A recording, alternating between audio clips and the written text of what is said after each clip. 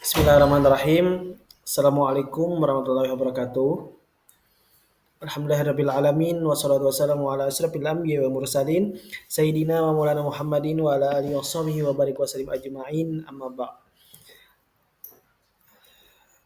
Perkenalkan, nama saya Irfan dan saudara saya Perdi Lesmana. Di sini kami akan membuat video eh, yang membahas tentang dua konsep yang sangat penting dalam metode penelitian, yaitu validitas dan reliabilitas.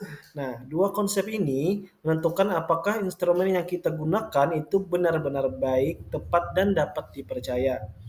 Seringkali kita temui penelitian gagal menghasilkan data yang kuat bukan karena metodenya atau instrumennya yang tidak valid atau tidak reliable. Maka dari itu, memahami kedua konsep ini adalah langkah awal untuk menghasilkan penelitian yang berkualitas. Maka mari kita sama-sama belajar.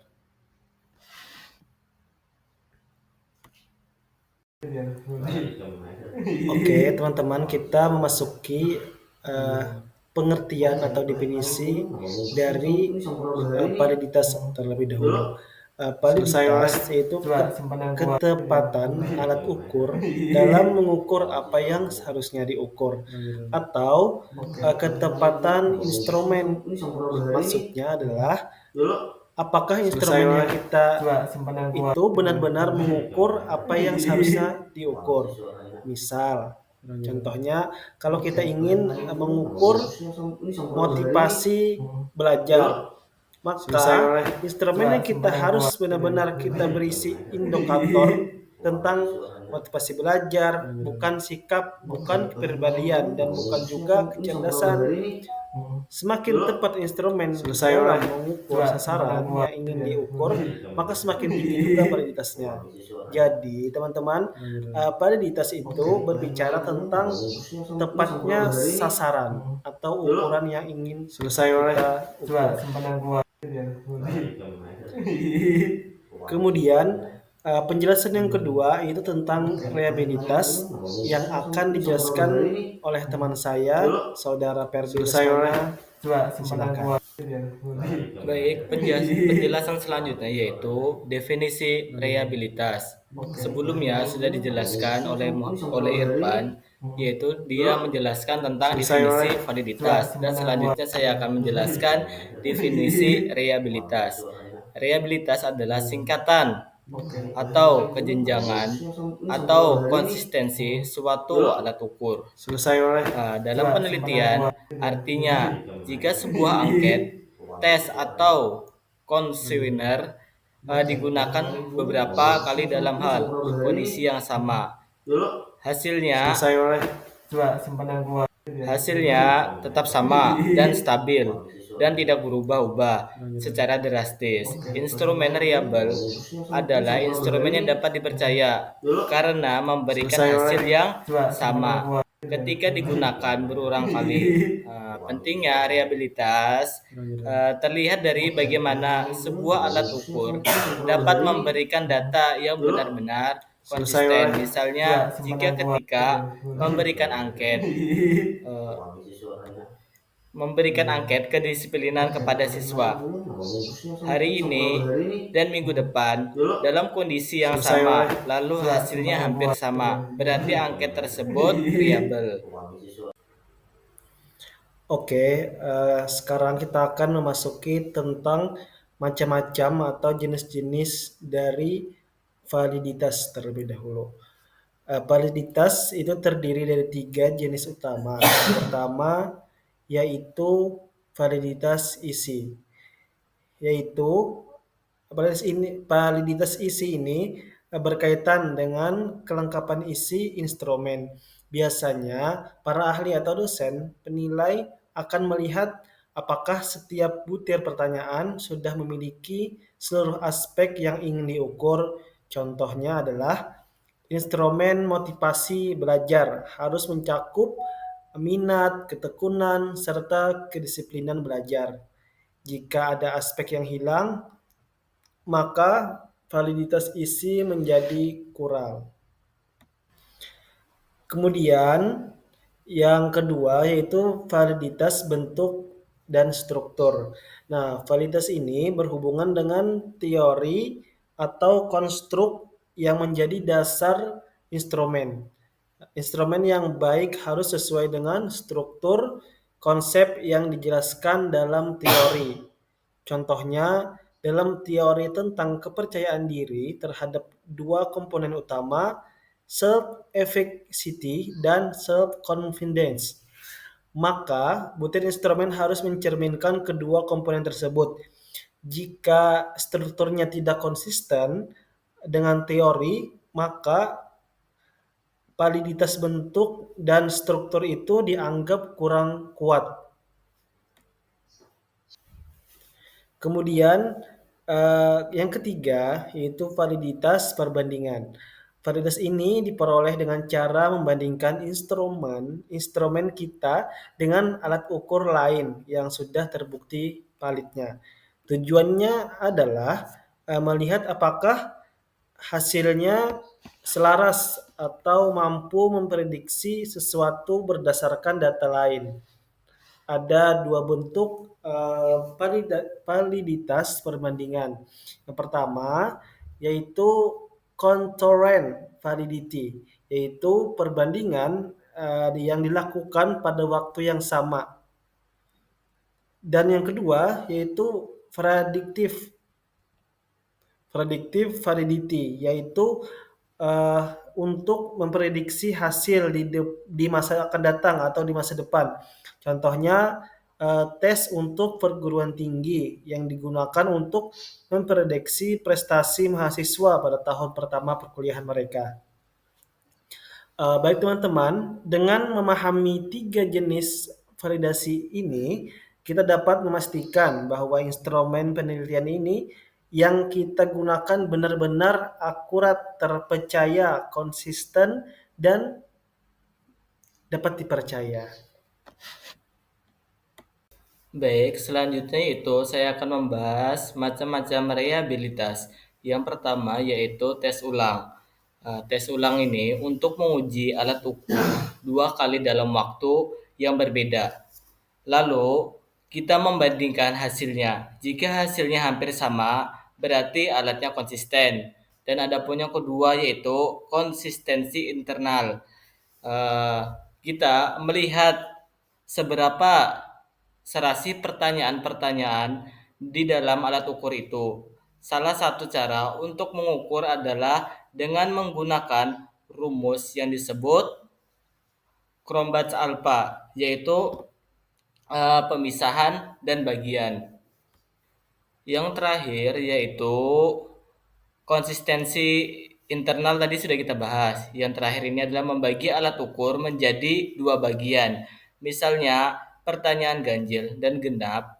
Kemudian kita membandingkan hasil kedua bagian. Jika hasilnya sama ataupun mirip, alatnya dianggap konsisten. Kesepakatan antar penilai. Jika lebih dari satu orang yang menilai, dilihat apakah hasilnya penilaian mereka sama ataupun mirip. Ketika menilai hal yang sama tadi, ada 4 jenis reliabilitas, yaitu tes ulang, konsisten, internal, pemisahan, dan pembagian kesepakatan antar ini penilai. Oke teman-teman, kita lanjut ke pembahasan atau contoh uji coba validitas. Nah, pada bagian ini kita akan membahas contoh tabel uji validitas menggunakan kolerasi item total. Tabel ini menunjukkan apakah setiap butir pernyataan pada kuesioner itu valid atau tidaknya. Mari kita lihat tabel berikut. Pertama, kita punya kolom item. Nah, rata-rata skor, nilai kolerasi dan keterangan. Yang paling penting adalah nilai kolerasi karena nilai inilah yang menentukan apakah item tersebut valid atau tidaknya. Yang pertama yaitu item satu. Nah, itu rata-rata skor 3,5. Untuk nilai kolerasinya itu 0,45 dan keterangannya itu valid. Artinya, butir dalam item satu sudah sesuai dengan apa yang ingin diukur. Jawaban responden untuk item ini searah dan konsisten dalam item-item lainnya. Jadi item satu aman untuk digunakan. Yang kedua yaitu item yang dua rata-rata skor 8,0 dengan nilai kolerasinya 8,52 dengan keterangan valid. Ini menunjukkan bahwa item 2 bahkan memiliki kolerasi yang lebih kuat dibandingkan item 1 karena nilainya cukup tinggi. Jadi butir ini sangat mewakili konstruk yang diukur, tidak perlu revisi. Kemudian item yang ketiga itu rata-rata skor 7,7 dengan nilai kolerasinya 0,30. Keterangannya valid. Nah, nilai 0,30 ini adalah batas minimal validitas. Artinya item 3 masih valid, tetapi tingkat kekuatannya itu rendah. Jika kita ingin instrumen lebih kuat, item ini bisa dipertimbangkan untuk diperbaiki, tetapi tetap bisa dipakai. Kemudian item yang terakhir yaitu item yang keempat dengan rata-rata skor 7,8, nilai kolerasinya itu 0,10 dengan keterangan tidak valid. Nah, ini item yang perlu diperhatikan. Nilai kolerasinya itu 0,10. Dengan artian itu yang berarti terlalu rendah. Artinya apa? Artinya jawaban responden ini, item ini tidak konsisten. Nah, tidak konsisten dengan item lain. Bisa jadi itemnya ambigu, kurang jelas, atau tidak mewakili indikator yang diukur. Kesimpulannya, item ini harus direvisi atau dibuang. Nah, oke teman-teman, kesimpulan untuk pengujian validasi dalam 4 item yang diuji ini, ada 3 item yang valid dan 1 item yang tidak valid. Item yang tidak valid ini harus diperbaiki sebelum kuesioner digunakan untuk penelitian. Jadi, uji validitas ini membantu kita untuk memastikan bahwa setiap pertanyaan dalam kuesioner benar-benar mengukur apa yang ingin kita ukur dan tidak menimbulkan bias atau kebingungan atau ambigu dalam responden. Nah, demikian penjelasan yang sederhana dari saya tentang uji validasi berdasarkan tabel kolerasi item total. Semoga penjelasan ini membantu teman-teman semua dalam memahami bagaimana menentukan item mana yang layak digunakan dalam penelitian. Pembahasan selanjutnya yaitu uji coba reliabilitas. Uji coba reliabilitas adalah untuk memastikan bahwa suatu instrumen penelitian setiap angket atau kuesioner dapat menghasilkan data yang konsisten dan stabil. Pentingnya uji coba reliabilitas terlihat dari bagaimana data penelitian tersebut harus mencerminkan keadaan sebenarnya. Jika sebuah instrumen tidak reliable, maka data yang dihasilkan bisa berubah dan sulit untuk digunakan. Untuk menarik kesimpulan, misalnya ketika menilai motivasi belajar siswa, setiap pertanyaan tentang motivasi harus memberikan hasil yang stabil. Nah, mungkin itu penjelasan saya dan Irfan. Kami kurang lebih mohon maaf apabila terjadi kesalahan. Saya akhiri, wabillahi taufiq wal hidayah. Assalamualaikum warahmatullahi wabarakatuh.